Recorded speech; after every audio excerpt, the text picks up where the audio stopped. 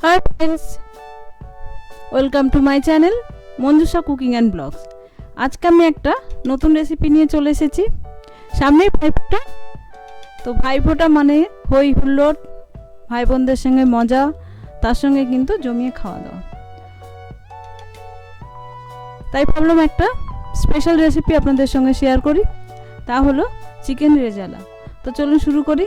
Chicken rezala করার জন্য আমি এরকম বড় বড় সাইজের চিকেন নিয়ে নিয়েছি। এই রেসিপি কিন্তু উইথ বনি ভালো লাগবে। এবার এটা আমি ম্যারিনেট করে নেব। তার জন্য দিয়ে দিলাম স্বাদ মতো নুন,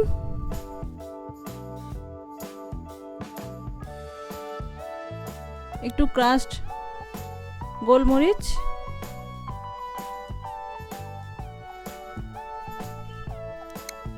এক টেবিল চামচ আদা রসুনের পেস্ট। বাকিটা আমি রেখে দিলাম গ্রেভিতে দেব বলে। এখানে আমি 150 গ্রাম টক দই সামান্য 1 চিমটে নুন দিয়ে ফেটিয়ে নিয়েছি। টক দই ব্যবহার করার সময় সবসময় কিন্তু ফেটিয়ে নেবেন, নাহলে এইটা যখন গ্রেভি হবে বা গ্রেভিতে পড়বে তখন কিন্তু এটা ফেটে যায়, ছাড়া ছাড়া হয়ে যায়। তাই যাতে সেরকম যাতে না হয় তার জন্য কিন্তু একটু ফেটিয়ে নেবেন অবশ্যই। আর টক দইটা কিন্তু একটু বেশিই লাগে।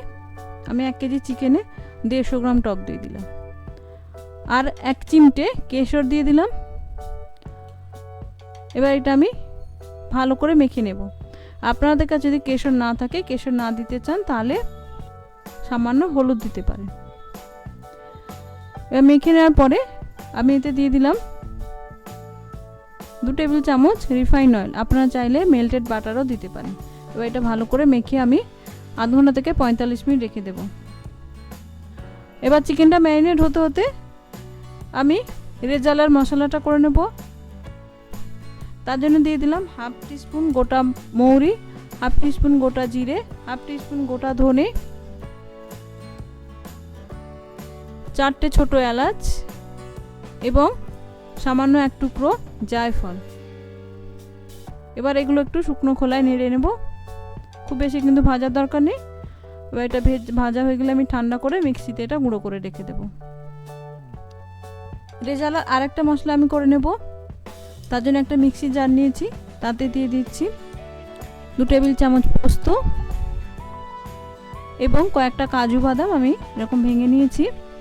এটা প্রথমে আমি শুকনো গুঁড়ো করে নেব, তারপরে 2টো কাঁচা লঙ্কা দিয়ে জল দিয়ে পেস্ট করে নেব। এবার আমি চিকেনটা করে নেব। তার জন্য কড়াইতে দিয়ে দিলাম কিছুটা রিফাইন অয়েল। এটা কিন্তু রিফাইন অয়েল দিয়ে আমি করব, এটা কিন্তু সর্ষে তেল দিয়ে ভালো লাগে না। রিফাইন অয়েল এবং ঘি বা বাটার দিয়েই ভালো লাগে। তার জন্য আমি এখানে 1 টেবিল চামচ ঘি দিয়ে দিলাম। আপনারা চাইলে মেল্টেড বাটারও দিতে পারেন। এবার দিয়ে দিলাম দারচিনি, একটা তেজপাতা, 2টো ছোট এলাচ, কয়েকটা গোলমরিচ, আপনারা চাইলে সামরিচও দিতে পারেন, এবং 4টে শুকনো লঙ্কা আমি একটু কেটে দিয়ে দিলাম। গোটা শুকনো লঙ্কা কিন্তু কখনোই তেলের মধ্যে দেবে না, তাহলে ফাটবে। আর শুকনো লঙ্কা কিন্তু একটু বেশিই লাগে এই রেসিপিতে। এবার মশলাগুলো আমি একটু তেলে নেড়ে নিলাম। আমি এখানে 3টে মিডিয়াম সাইজের পেঁয়াজ বেটে রেখেছিলাম, সেটা দিয়ে দিলাম। এখানে চেষ্টা করবেন সাদা পেঁয়াজ ব্যবহার করতে। আমি মোটামুটি সাদা দেখেই নিয়েছি। যদি সাদা পেঁয়াজ না থাকে তাহলে পেঁয়াজগুলো একটু কেটে গরম জলে যদি 10 মিনিট ভিজিয়ে রাখেন, তাহলেও কিন্তু বেশ সুন্দর সাদা রং এসে যায়। বা একটু ভেজে নেব, তবে লাল লাল করে নয়, জাস্ট কাঁচা গন্ধ যাওয়া পর্যন্ত। দেখুন পেঁয়াজটা 2-3 মিনিট আমি ভেজে নিয়েছি, কাঁচা গন্ধ চলে গেছে, কিন্তু লাল কিন্তু হয়নি। এবার আমি এতে আদা রসুনের পেস্টটা দিয়ে দেবো, যেটা আমি বাকি রেখেছিলাম 1/2 টিস্পুনের মতো।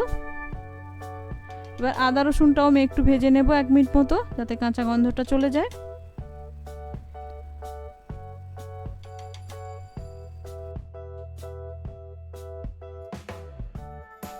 দেখুন ভাজা হয়ে গেছে। এবার যে চিকেনটা ম্যারিনেট করে রেখেছিলাম সেটা দিয়ে দিচ্ছি। চিকেনটা আমি ভালো করে একটু পেঁয়াজের সঙ্গে মিশিয়ে নেব।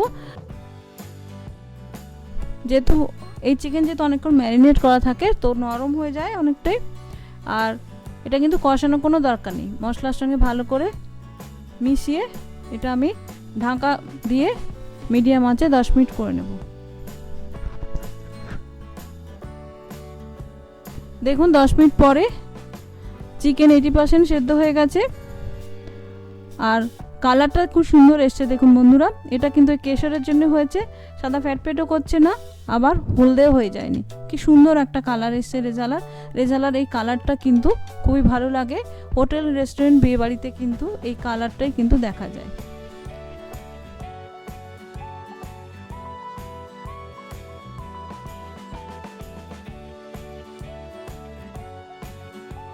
এবার আমি 1 চিমটে নুন দিয়ে দিলাম, নুনটা একটু কম আছে।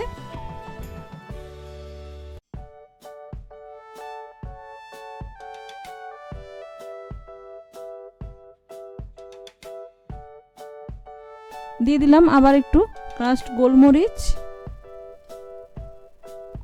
এবার যে কাজু এবং পোস্ত আর 2টো কাঁচা লঙ্কা দিয়ে বেটে রেখেছিলাম সেটা দিয়ে দিলাম। এটা কিন্তু লাস্টের দিকে দিতে হবে। এবার খুব হালকা হাতে আমি এটা ভালো করে মিশিয়ে নেব, কারণ চিকেনটা অলরেডি কিন্তু সেদ্ধ হয়ে গেছে, বেশি নাড়াচাড়া করলে কিন্তু ভেঙে যাবে। ভালো করে মিশিয়ে এটা আমি 5 মিনিট করে নেব।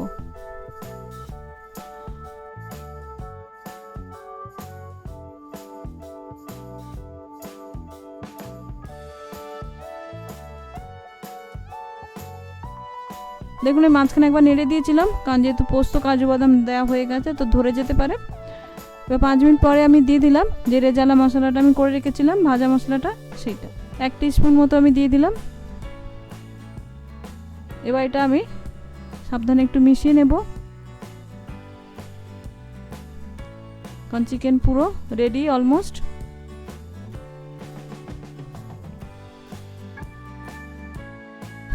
ভাজা মশলাটা মিশিয়ে নেওয়ার পরে আমি দিয়ে দিলাম 1 টিস্পুন ঘি। আপনারা এই সময় চাইলে একটু কেওড়ার জল দিতে পারেন নামানোর আগে, তাহলে একদম বিয়ে বাড়ি বা হোটেলের রেস্টুরেন্টের মতো লাগবে। তবে আমার বাড়ির লোক কেওড়া জল পছন্দ করে না বলে আমি দিলাম না। তো বন্ধুরা, রেডি আমার ভাইফোঁটা স্পেশাল চিকেন রেজালা। বন্ধুরা, অসাধারণ হয় খেতে, একটা বেশ রাজকীয় ভাব থাকে এই রেসিপিটাতে। আর আমাদের কাছে ভাইফোঁটাও কিন্তু একটা গ্র্যান্ড ব্যাপার, হই হুল্লোড়, খাওয়া দাওয়া, মজা আড্ডা, তো তার জন্য কিন্তু এটা একদম পারফেক্ট।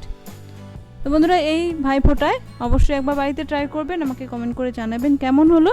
ভালো লাগলে বন্ধুদের মধ্যে শেয়ার করবেন আর চ্যানেলটি সাবস্ক্রাইব করে পাশে থাকার অনুরোধ রইল। নমস্কার বন্ধুরা, ভালো থাকবেন, ভালো খাবেন।